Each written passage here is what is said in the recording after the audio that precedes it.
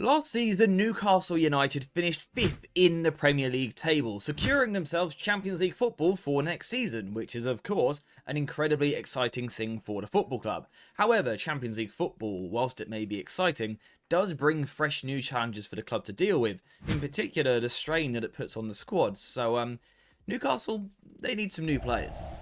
So the first thing that I want to do is make changes and upgrade the Newcastle defence. Now that's not because the current players are poor. In fact, it's actually the complete opposite. I think the Newcastle defence and I think the whole team has done really well for the past few seasons now. But when you perform so well over 3 consecutive years, the opposition start to adjust, they start to change the way that they prepare to face you, and they start to give you a little bit more respect. And what that often means is they give you less space, they sit off a little bit deeper, and make themselves difficult to break down. What Newcastle need to do is evolve into a team that is better in tight spaces on the ball. In fact, actually in the first phase last season, Newcastle were in the bottom 10 for their build-up completion rate. And that was because quite often they would play the ball long from the goalkeeper, chucking the ball forward. For Newcastle to take the next step, what they need to do is to be braver on the ball in the first phase, because this will give them a greater chance of gaining control. Now, to give Newcastle credit, and Eddie Howe credit, they did start to do this more towards the end of last season, but I think the next step for them is recruitment.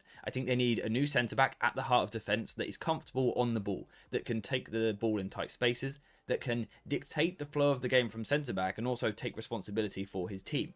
And the player that I like for this position is Marc Guehi from Crystal Palace. Of course, currently just 24 years old. I think if he comes into this team, he solves so many of Newcastle's problems. And the first thing is a little bit of versatility. It's the fact that he can play on either side of defence, or the back three that we saw Newcastle using towards the end of last season. So he could play literally any of those 3 positions. But in terms of what he brings on the ball, it's massively a problem-solving ability. So for the sake of this video, let's take out Dan Burn, although that wouldn't necessarily be, a guarantee. It may be someone else.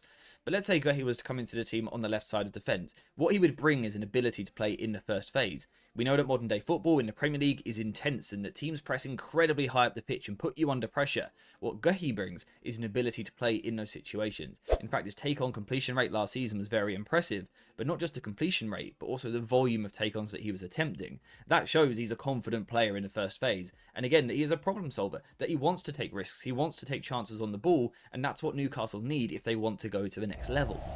I also think that the young Englishman would also help Newcastle in the next phase of play as well. So when the opposition are actually a little bit deeper, you're controlling the ball, you're dictating the ball, you're trying to break a team down. I think Guehi is a player that is waiting to move to a bigger club. No disrespect to Crystal Palace, but waiting to move to a bigger club and kick on to the next level. I think when he moves to a big team, because it's going to happen at some point, when it does, I think he's going to explode and go to the next level. And I think we're going to see on the ball an extremely impressive player. A player that could be a really unique but incredibly useful tool for breaking down the opposition. And that's because of his ability to carry the ball, to dribble with the ball, but also his composure in possession. The fact that he never seems flustered and that he can progress the ball from these deep positions. So for me, yeah, Guehi, Newcastle should be all over this. Now, the next area where I would like to see Newcastle improving is in the midfield. And once again, that's not because the current lot are bad. It's not that at all. It's just that Newcastle needs some depth. I feel that realistically, there's only 3 midfielders that they trust to turn to regularly. Of course, Tonali, Joel Linton and Bruno Guimaraes, who, by the way, is one of the best midfielders on the planet. But Newcastle need a little bit more than that. Joel Linton last season missed 9 games in the Premier League. That's nearly a quarter of the season, and lacking depth beyond that, whilst also competing in more matches next season, is going to cause some problems. Now, in terms of the player that Newcastle need, well, they need a ball player. They need someone who can get on the ball in these positions. Once again, if we are talking about teams potentially sitting a little bit deeper, they're going to need a technician. Someone who can take the ball in tight spaces and, work their magic and find a way through the opposition. But of course, always, the biggest requirement for an Eddie Howe midfielder is intensity, is work rate, is strength, is the ability to duel and battle the opposition. So that's what Newcastle needs to try and find. A midfielder that can be a busy player off the ball, that is strong and muscular and intense with their defensive actions, but then on the ball brings a real composure, slows the game down and helps the team break down the opposition. And I think there's a really nice option out there right now. It's 22-year-old Javi Guerra, who has just really impressed me at the Euro Under-21 tournament, and we were also aware of him before that as well. This young man is, for me, pretty much a textbook Eddie Howe midfielder. And what I mean by that is he's not necessarily one type of midfielder. In the modern day, we talk about 6s, we talk about 10s, we talk about 8s. Sometimes you get players that can just do a little bit of everything and that could probably play every role in midfield.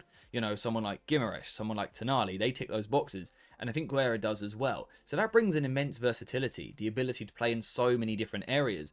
But I think on a technical level, from a technical standpoint, I think he is a better player than Joel Linton. I think he's got a higher ceiling. I think his ability on the ball has the ability to really go to the next level. He's a Spanish midfielder. He's got an excellent understanding of temperament, whilst also having that lovely Premier League blend of being physical, powerful, drive, a desire to get the ball forward. He's not one of these who is going to float around into deeper positions and just keep the ball for the sake of it.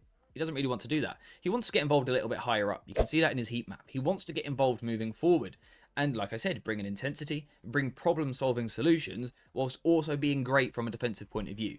It's a no-brainer for me.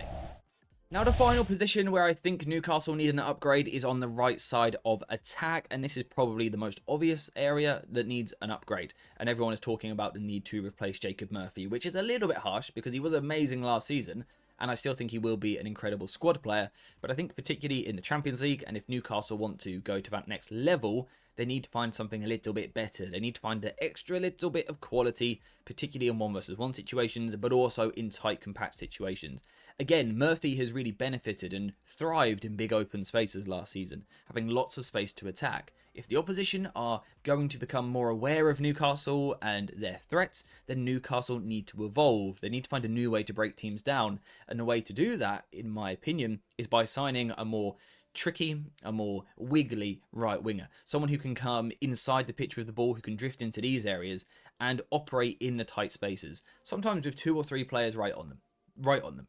A lot of pressure on the player on the ball. I don't think Murphy is the player to make the ball stick in those situations, and certainly not the player to find a killer pass, although he still, of course, offers a lot in terms of squad value. He's a very important player for this club still. But I think if you've got Livramento, who I rate highly as one of the best young fullbacks on the planet, if you've got a player who is sometimes going to invert into midfield, as we saw last season, but also sometimes going to overlap, Newcastle need a winger that can go 2 ways. Someone that can come inside the pitch and operate in tight spaces, but also someone that is an excellent 1-versus-1 dribbler. And for me, there is a standout candidate for this, and that is Kudus of West Ham. Now, Kudus didn't have his best season last year. His numbers were quite poor, but that's because I feel that West Ham used him in the complete wrong way. He spent half the season playing on the left side of the attack, which doesn't make sense. This is a player that wants to get the ball on his left foot and drift and attack people. Being isolated on the left wing just didn't suit him. A move to Newcastle could be perfect to sort of boost his career again. We've got to remember, he is still just 24 years old, and we are talking about one of the most technically versatile players on the planet. He can play as a false 9, he can play as a right winger, and I even think he could play as a right-sided 8 in a midfield 3, which, again, if Newcastle were playing a smaller team that they need to break down, would be a really useful tactical weapon. He could also play in the 10 position should Newcastle ever change shape, but importantly, he can do a job on the right wing. His 1-versus-1 numbers are absolutely incredible. He's a phenomenal dribbler, one of my favourite players in the Premier League at the moment. He is a bundle of joy. He is so fun to watch and he gets you excited, which is exactly what I think the Newcastle crowd wants. Those Champions League nights at St James's Park, seeing someone like Kudus picking the ball up, taking on not 1, not 2, but maybe even 3 players is exactly what that crowd needs to get them going.